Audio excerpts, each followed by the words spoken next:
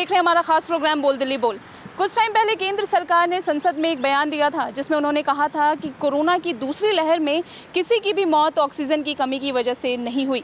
जिसके बाद में बीते दिनों योगी आदित्यनाथ, उत्तर प्रदेश के सीएम योगी आदित्यनाथ ने भी एक बयान दिया जिसमें उन्होंने कहा कि गंगा में जितने भी शव प्रवाहित हुए हैं वो अंतिम संस्कार की श्रेणी में ही माना जाएगा। तो आइए इसी विषय पर बात करते हैं लोगों से और जानते हैं उनकी राय। दोनों बातें ही बिल्कुल गलत हैं। पहली बात, ऑक्सीजन की कमी से मौतें नहीं हुई है कहना तो बिल्कुल गलत होगा। लेफ़्ट राइट सेंटर सब परिवारों में हर जगह कोई ना कोई किसी न किसी रिश्तेदार की डेथ हुई है दिल्ली में। मेरे को कोरोना हुआ था इस पीरियड में, अप्रैल एंड में। मैं चंडीगढ़ जाके शिफ्ट हुआ बिकॉज़ यहाँ पे प्रॉब्लम्स थी। तो आई हैव सीन दैट, तो मैं तो खुद अपनी आंखों से देखा है वो, और रिश्तेदारों की बातें भी सुनी है। तो ये तो बिल्कुल ही आई थिंक कहना बिल्कुल गलत होगा, पहली चीज़। दूसरी चीज़, गंगा में प्रवाहित शरीरों को ये कहना, एक साथ इतने सारी बॉडीज़ मिली हैं तो ये कहना भी गलत होगा कि उनको ये मान लिया जाए कि अंतिम संस्कार होगा। बहुत क्लियर है, टाइम के हिसाब से देखा जाए, कोरोना हुआ है, प्रॉब्लम्स थी, तो शव भी कोरोना वाले ही होंगे। तो ये एक तरीके से गैर जिम्मेवारी वाली बात हुई कि हम उस चीज़ को एक्सेप्ट नहीं कर रहे। I think it is better कि उस प्रॉब्लम को पहले माना तो जाए, तभी तो कुछ सुधार होगा। देखिए, सबसे पहले तो मैं आपको यही बताना चाहूँगा कि केंद्र सरकार जो बोल रही है उसके हिसाब से लोग अपने मन से उस चीज़ों को बढ़ा के बात कर रहे हैं कि ऑक्सीजन की कमी हुई है, ये हुई है। आपको याद होगा दिल्ली की भी गवर्नमेंट में जब बाद में ऑडिट कराया गया तो ऑक्सीजन की कोई कमी नहीं थी। ये कमी आर्टिफिशियल क्रिएट की गई थी कुछ लोगों के द्वारा, जानबूझकर गवर्नमेंट को बदनाम करने के हिसाब से।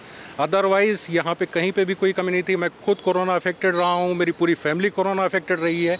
मैंने खुद देखे हुए हैं कि लोग जिनको ज़रूरत नहीं थी ऑक्सीजन की, वो भी जाके हॉस्पिटल में रह जा रहे हैं, वो अपने लिए बेड रिज़र्व कर ले रहे हैं।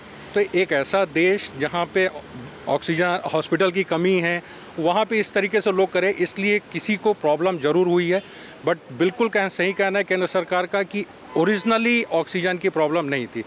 दूसरी बात, जो बार बार गंगा में जो शव बहे जा रहे हैं उसकी बात करी जा रही है। पहला चीज़ है कि अगर मेरे पास पैसे नहीं भी हैं, अगर मैं हिंदू धर्म का हूँ, तो भी मैं अपने सगे संबंधियों के लाश को ले जाके गंगा में कभी नहीं फेंकूंगा। मैं कहीं से पैसे अरेंज करूंगा। आज इतने सारी समाज सेवी संस्थाएं काम कर रही हैं, उनसे सहयोग लूंगा। ये भी पूरी मनगढ़ंत बातें हैं। कहीं से क्या शव है, किसी भी शव को निकाल के कभी पोस्टमार्टम किया गया कि वो हिंदू का है, मुस्लिम का है, क्रिश्चियन का है, क्या है? तो ये सारी चीज़ें केवल और केवल सरकार को बदनाम करने, देश में अस्थिरता लाने, और ये कुछ पॉलिटिकल पार्टियों की पूरी तरीके से साजिश है। इन सब के अलावा, कोरोना के अलावा भी गंगा में शव बहते थे, उसके अलावा भी लोगों के फुटपाथ पे मौतें हुई हैं।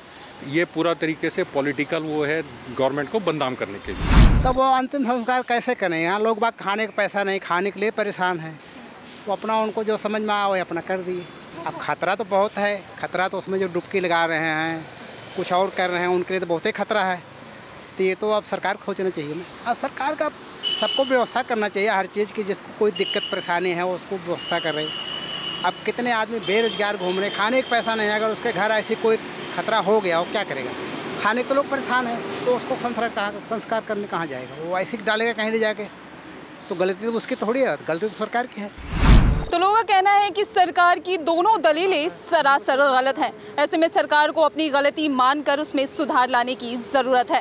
कैमरा पर्सन राहुल के साथ मैं मनीषा झा, ABN न्यूज़ दिल्ली।